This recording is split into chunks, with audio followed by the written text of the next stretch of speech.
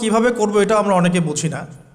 অনেকে মনে করি যে মুখ দিয়ে জাস্ট আস্তাগফিরুল্লাহ বললেই হয়তো তওবা হয়ে যায়। বিষয়টা এমন নয়। বিশুদ্ধ তওবা হচ্ছে আপনি আল্লাহর দিকে পরিপূর্ণ অভিমুখী হবেন, রুজু করবেন, এর নাম হলো বিশুদ্ধ তওবা।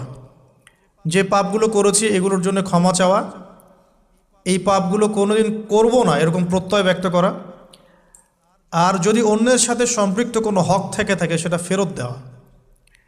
তো আমরা আজকে গিয়ে সুন্দর করে অজু করে 2 রাকাত নামাজ পড়তে পারি। 2 রাকাত নামাজ পড়ে আমরা আল্লাহকে বলতে পারি যে আস্তাগফিরুল্লাহাল্লাযী লা ইলাহা ইল্লা হুয়াল হাইয়ুল কাইয়্যুম ওয়া আতুবু ইলাইহি।